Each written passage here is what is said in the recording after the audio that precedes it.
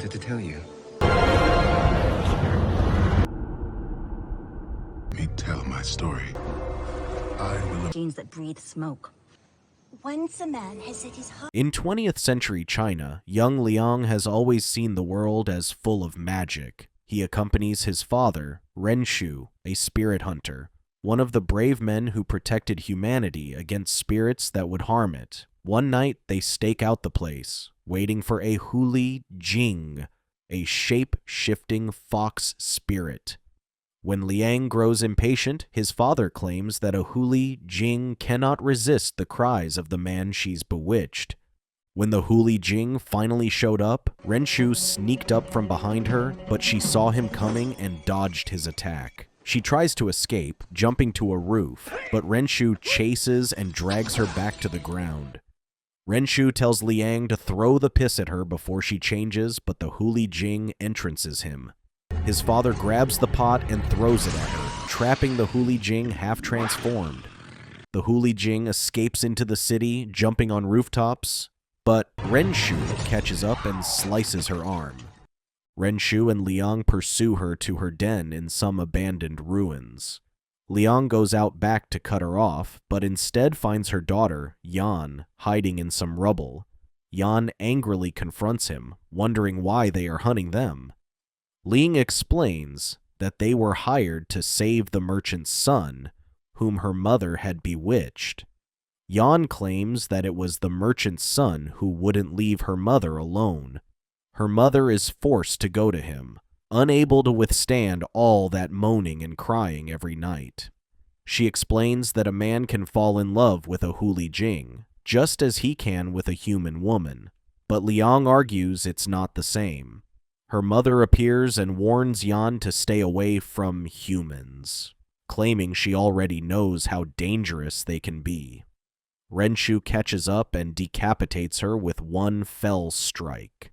His father asks if he saw any pups, but Liang lies to his father, allowing Yan to escape certain death. 5 years have passed, and Renshu has passed away as the colonized modernization of China begins. Liang claims that he misses his father, but at the same time is relieved he died when he did, before the first train roared through the village. He explains that the world was modernizing, and his father would not have understood. Since that time, Liang maintained a close friendship with Yan, who, despite what happened, didn't blame him for her mother's death. Yan claims that due to the city's modernization, magic is slowly fading and has become increasingly difficult to transform. Liang tells her that he is leaving the village and eventually moves to modernized Hong Kong, where he works on the train line at Victoria Peak.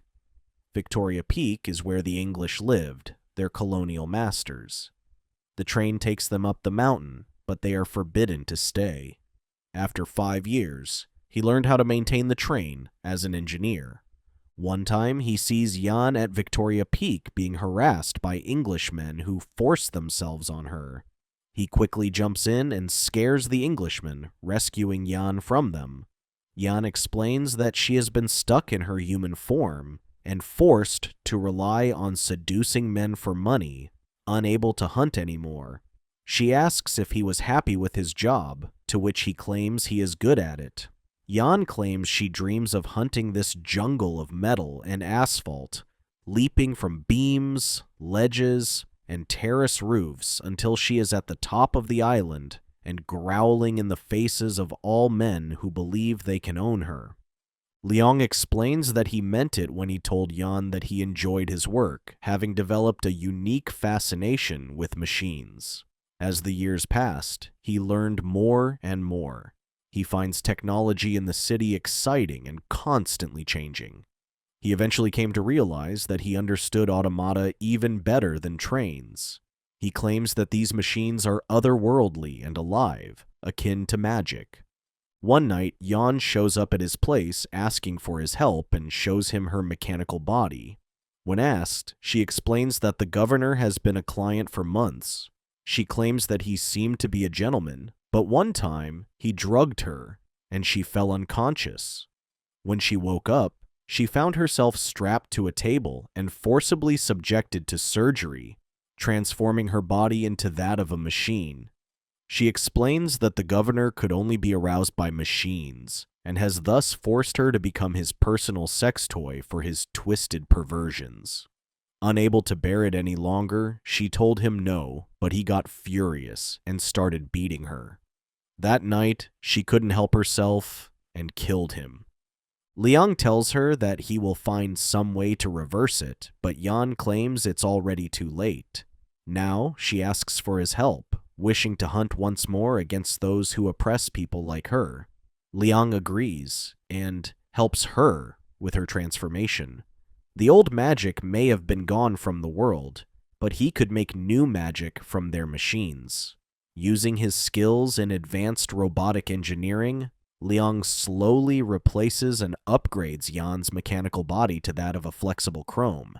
It took a while to replace pieces of her body part by part.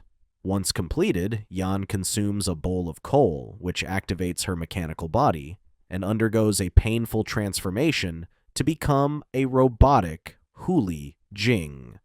Liang wishes her good hunting, and they part ways. Although unable to tell him the words, Yan shows her appreciation and gracefully leaps across the industrial city.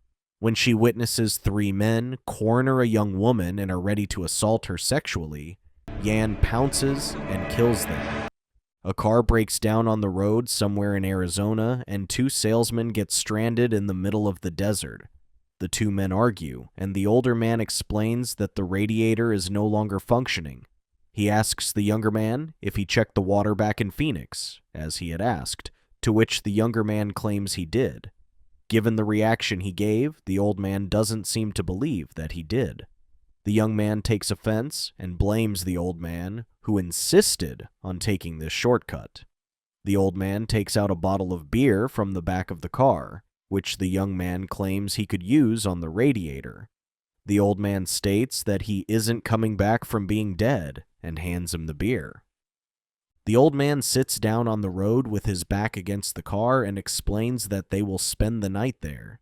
Just before dawn, when the weather's cooler, they can start walking. The young man gets frustrated when the old man tells him they'll be walking back to the previous station. He drinks the beer in his hand and throws the bottle into the distance. He paces back and forth and kicks the air, unable to calm his temper.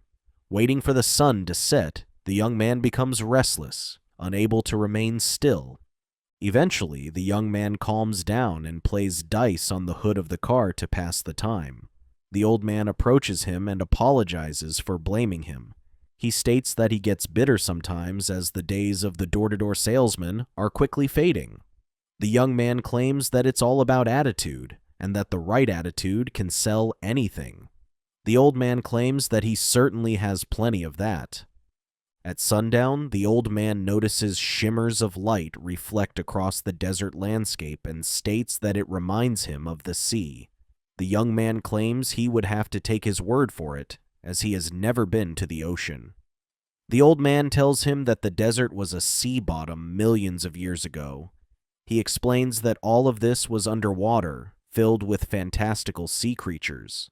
He states the world is an old place, and for a long time, it was nothing but the sea. He starts wondering if the ghosts of people can haunt a house. Then, why can't the ghosts of sea creatures haunt the place where they once lived? The young man brushes him off and states that he'll be sleeping in the back seat. Later that night, the old man was woken up by bright lights outside the car. He was surprised when a giant eyeball stared at him through the windshield. When he looked around, he saw ghosts of giant sea creatures that once inhabited the desert and were otherwise already extinct. He quickly woke up his colleague, and they were shocked, mesmerized, and in disbelief at what they were seeing. They stepped out of the car and stared at the incredible view as if they were underwater. The ghosts passed through them, to which the young man claims he could feel them. The young man quickly undressed and claimed he wanted to swim. He leaps into the air and swims through the invisible water to which he is slowly becoming a part of. Suddenly, the old man felt an ominous presence, and when he turned around, he saw the ghost of a megalodon shark. It quickly swam past him and circled the young man. He calls out to him, trying to warn of the approaching shark, but he is too absorbed in swimming with the ghosts. The megalodon sneaks up from behind and attacks him, to which the old man looks in horror. The old man could do nothing but stare as the shark swam away, leaving a blood trail of the young man when he was attacked. It wasn't long before the ghost disappeared, and both the young man and the shark vanished and were nowhere to be seen. Set in a futuristic world, a distinguished reporter, Claire Markham, accepted the invitation to meet with Zima Blue, a world-renowned artist famous for his works that contain a precise shade of blue. She quickly takes a boat ride to Zima's home at a secluded place in the middle of nowhere. Claire narrates that Zima had always rejected her requests for interviews for many years, which is why she was surprised that he requested an audience with her. She also wonders what Zima Blue is supposed to represent in terms of color, as it is neither the sky nor the sea. Claire explains that Zima has made his mark in the world of art, but nobody truly knows anything about him. It was said that he started his career in portraiture, and as it was, he was never satisfied, thinking that the subject was too small. His search for deeper meaning led him to explore the cosmos further, creating enormous murals of various cosmic formations, including planets and nebulae. One day, Zima unveiled a mural that had something different about it, where in the middle of the canvas was a tiny blue square. Over the next several decades, the abstract shapes evolved and became more dominant. Still, it was always the same shade of blue, hence how he earned the nickname Zima Blue. It wasn't long before Zima unveiled the first of his entirely blue murals. Although many considered it to be as far as the artist could take things, Zima proved them wrong. When most people talk about his blue period, they refer to the era of his truly massive murals. It was a certain level of spectacle that made Zima truly famous, even to those who aren't interested in art. Murals evolved into billboards and towering walls, eventually becoming full-fledged celestial bodies. Despite making planet-sized murals and spray-painting asteroid belts, Zima's ambition drove him to push his art into the far reaches of the universe. Claire claims that fame was never the point, and despite all his success, Zima was still dissatisfied. What he did next was for many too extreme a sacrifice to make art. Zima greets Claire when she arrives at her destination, and she is surprised by his intimidating appearance, a tall man with metallic skin.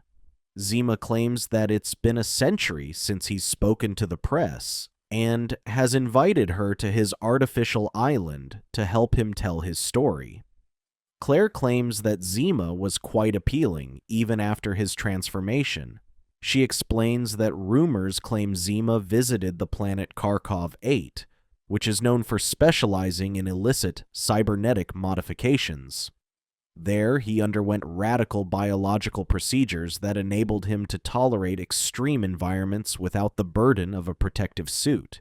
His eyes had been modified to allow him to see in any known spectrum, and he no longer needed to breathe oxygen to survive, while his skin had been replaced with a pressurized polymer. With his new body, Zima ventured forth to commune with the cosmos. It wasn't until later that he eventually realized that the cosmos was already speaking its own truth, far better than he ever could. Zima explains that his search for the truth has led him here, to which he declares will be his final piece. He claims that he finally understood the thing that he sought through his art. Claire asks him what the importance of the swimming pool is, but Zima argues it's not just any swimming pool. He explains that it once belonged to a talented young woman with a keen interest in practical robotics. She created dozens of robots to do odd jobs around the house, but she was especially fond of the one she made to clean her swimming pool. The little machine toiled endlessly, scrubbing the ceramic sides of the pool. The young woman was dissatisfied with the job, so she gave it a full-color vision system and a brain large enough to process the visual data into a model of its surroundings. She gave it the ability to make its own decisions to design different strategies for cleaning the pool. She continued to use the machine as a testbed for new hardware and software, to which it became more aware by stages. Eventually, the woman died, and the little machine was passed down from one owner to the next. They added things and made modifications to it. With every iteration, it became more alive, admitting the shocking revelation that the machine he was describing was none other than him, which surprised Claire. He claims that this was the same pool in his story, which he had dug up and moved there. A confused Claire claims that everyone thought he was a man with machine parts, not a machine that thinks it's a man. Zima claims that sometimes it's difficult even for him to understand what he has become, and harder still to remember what he once was. Claire wonders if the blue in the tiles had any importance, to which he claims the manufacturer calls it Zima blue. Zima explains that the tiles were the first thing he ever saw, and that it was where he began. He describes himself as a crude little machine, with barely enough intelligence to steer itself. Zima states that it was all he knew, and all he needed to know. Claire remains in disbelief when she learns that Zima is a mandroid that evolved from a pool cleaning robot. On the night of the big unveiling, the audience is packed, and the whole world anxiously awaits the world-renowned artist. Zima Blue appears before them under a spotlight, wearing his signature red cape. He quickly takes off his cape and jumps into the pool. As he swims, he slowly shuts down his higher brain functions and dismantles himself. It wasn't long before he shed off his appendages and completely disassembled his body piece by piece, which shocked the crowd. Emerging from the pieces that make up his body, he reveals his original form, a pool scrubbing machine from which the artist evolved from humble beginnings. He leaves just enough to appreciate his surroundings, allowing him to extract a simple pleasure from the execution of a task well done. He declares that his search for the truth has finally come to an end and states that he's going home. Thank you for watching. Check out these other videos and subscribe and tap the bell to be notified about our latest videos. See you next time.